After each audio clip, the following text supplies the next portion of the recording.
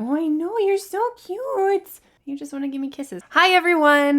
This is Caitlin, and welcome to VoiceOver Simplified, where we talk about everything voiceover. Today, Toby is on my lap, and he wants to lick my hand, and he's very cute. So today I wanted to talk about a question that I get asked a lot, and that is, obviously, how do I get into voiceover?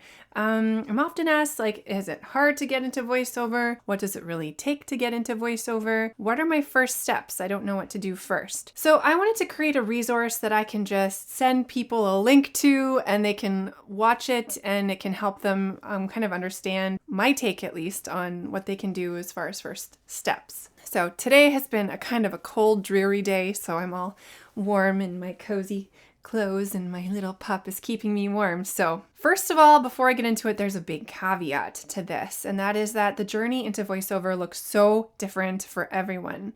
Just imagine someone asked a theater actor, how do I get into acting? Or someone who's a musician was asked, how do I get into music?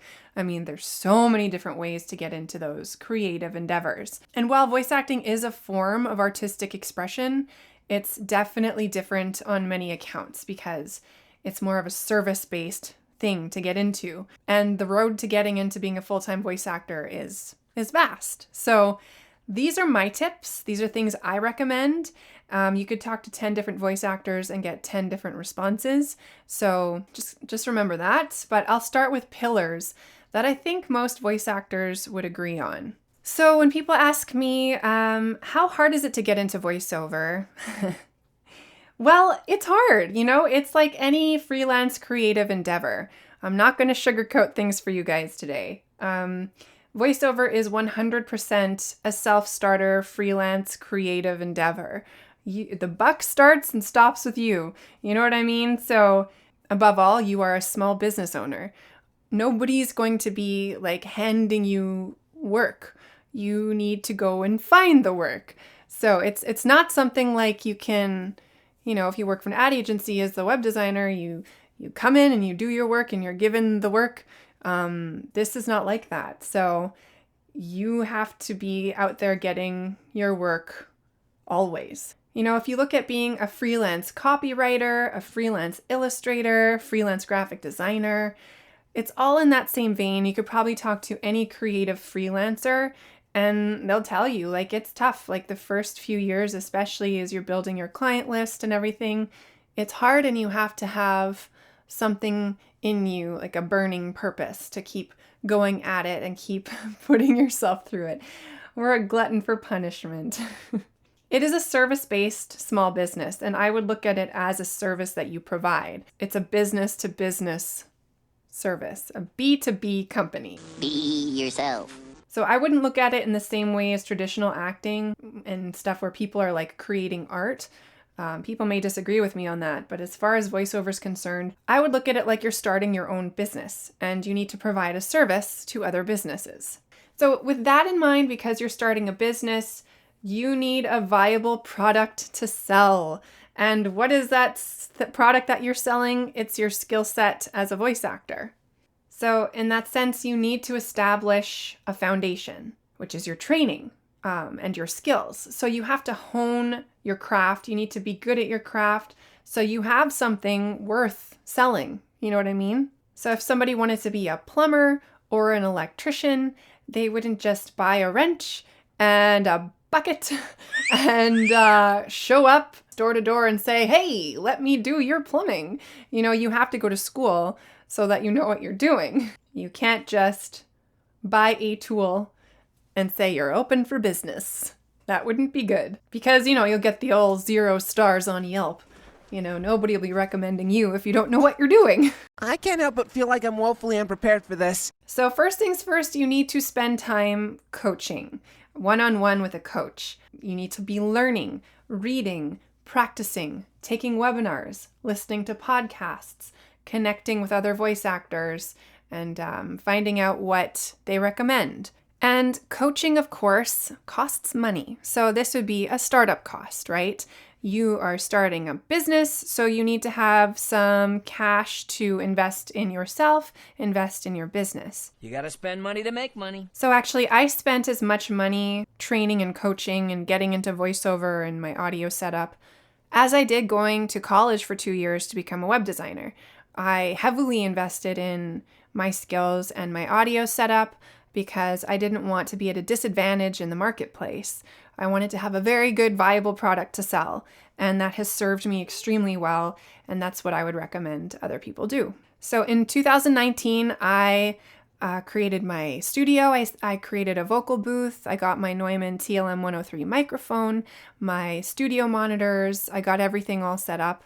And in 2020, I spent that whole year focusing on coaching and much of the year following as well. Well, actually, coaching is something that you're never done with. You always want to be coaching, but I coached heavily in 2020 and 2021. So I just want to dispel any myth that, like, if you've been told VoiceOver is a great way to make a quick buck, or it's so easy to get into VoiceOver. My personal favorite, I make $5,000 a month on Fiverr. If you buy my course, you can too. Or all you need is a $100 USB microphone and you'll be rolling in the dough. These are all false. VoiceOver is a long game, just like any other creative freelance endeavor. So you ask me, what is your first step to get into VoiceOver? And it is invest in quality training. Invest in your business. Invest in the product that you're going to be selling as a creative small business. And you need to spend money on coaching from a reputable coach. Spend some money on webinars from a reputable webinar resource, so that you can learn the ins and outs of the industry. So ultimately, you need to have a self-starter attitude. You need to be tenacious and you need to have a passion for the work. You have to take it upon yourself to learn. So the first thing that I did to get into VoiceOver actually was buy the book VoiceOver for Dummies. And from that book, it mentioned Edge Studio as a place to get some education. So I called them up and I said, is this a viable option? I am not in a major hub. Is this something I can even do? And they were like, yep, if you have a really good home studio, you can make a living at this if you work hard. And they told me the caveat of, we can give you all of the tools, you can spend all of the money and all of the training and everything, but we can't guarantee you that you're going to make a living. And that's the truth. You know, nobody can guarantee that you're going to make a living as a voice actor. It depends on your aptitude to learn, your skills, your natural skills, if you're able to take direction. Like, there are so many factors. It's just, there is no formula, unfortunately. You kind of just have to do your best and try and give it your 100% of your best. I just kind of think if things are meant to be, they're meant to be and it'll work out. You just got to try. I'm sorry if this is discouraging. I just don't want to sugarcoat it for anybody. I'm just going to give you my honest opinion. So I did the training program with Edge Studio, which was 3 demos and I think 20 or 30 webinars. I don't really remember how many webinars, but I took webinars about, accounting, marketing, etiquette in the industry, different genres. Like, there's so many webinars out there, and it really gave me the knowledge about the industry and obviously the skills that I needed and the demos that I needed to start marketing myself. So you need to kind of go through something similar, I'd say. So just another point is the VoiceOver community is a very giving community.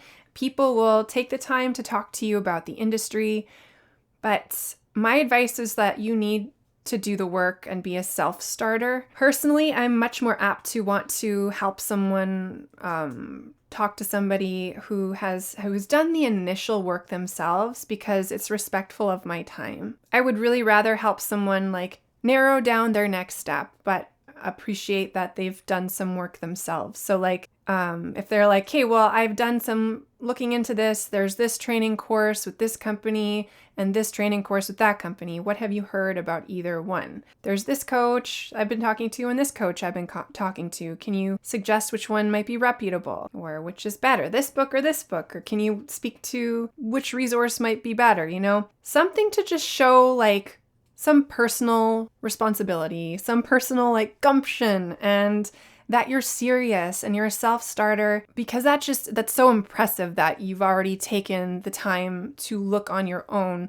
Google's a friend, there's so much information available out there. And I know it can be overwhelming to know which one's reputable. And that's where another voice actor is invaluable, to be like, what's a good resource? What should I be trusting? I'd say it's more of just like an etiquette thing where you're respecting someone's time. It's like that little bit of research that you can do initially. So you might be thinking, well, you keep talking about good resources and good coaching and like, I don't know where to start. So I will give you a tip. So the resources that I would recommend that are all fairly reputable resources that can provide coaching and webinars and demos and stuff like that would be the GVAA membership, the Global Voice Acting Academy, Edge Studio, that's where I did all my training through. They have coaching and webinars and demo packages. There is also Gravy for the Brain that I haven't purchased a membership with, but I know that they have webinars and coaching at more of like a reduced cost point.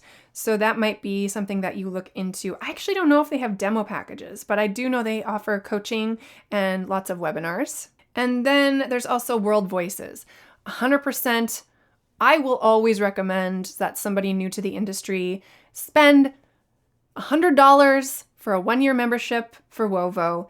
You can get access to their Facebook page and lots of professional voice actors who know what they're talking about, and you can ask them anything you want, anytime. And you've got like hundreds of professional voice actors ready and willing to give you a few minutes to give you their recommendations. And even you like purchasing a membership and getting on that Facebook page shows all those professionals that you're serious. If you show you're serious and you show that you've taken that step, that you are serious, people are much more likely to help. If you're not going to do anything else, do that. Sign up with Wovo so you can ask questions and you can be like, I want to work on this. Who should be my coach? And you'll get like reputable coaches recommended. It's also just really good peer support. Like World Voices, they have like their weekly coffee chats and stuff. You can just sit as sip your coffee and listen to the conversation. You'll pick up on things. Peer support is huge. Really, really huge. So I hope that wasn't too overwhelming. I just wanted to be honest and I don't want to sugarcoat it. It takes a lot. It's hard. I've been at this for now a few years and things have really gone well for me. But even though I've had like the best year in voiceover that I've had so far, like the last month was slow. And you're going to have slow times. You're going to have feast and you're going to have famine. That can be really, really hard to deal with and to persevere through. So it's not for the faint of heart. It's not an easy industry, but it's very, very rewarding when you get a client, you get a new project, you get booked. I love the work. Like when you're at the mic and you're getting paid to talk, it's just like, it's the best thing. But there's a lot that goes into getting that job. There's so much that goes into like the training, the demos, your website, and all of those steps along the way to get the work. Yeah, if it's something where you are used to the hustle, maybe you've been your own boss before. I've worked at an ad agency, so a lot of my clients are like ad agencies, production companies. I owned an online store for 5 years and I learned good customer service and how to communicate with people. Those were such valuable skills to get me to where I am now, and they only have served me. But yeah, you have to approach it like it's a business. I have to spend money to have a product so that I have something good. And yeah, it's a lot of upfront costs. It's a lot of upfront learning and energy, but it's also ongoing. So you never stop learning, you never stop coaching, you never stop having to find that next job. But if that sounds exciting and it sounds like something you're willing to take on, and you become a participating member of the community and you begin to learn and you begin to book work, it's awesome. I'm not going to lie. It's a great industry. I wouldn't be in any other industry. And I've talked enough for today, so I'm going to leave it there. And I think I'm going to do another video about next steps after, like what do you do once you have your demo and stuff like that. But let me know if that's something you're interested in. Thanks so much for watching today, and we'll see you at the next one. Bye!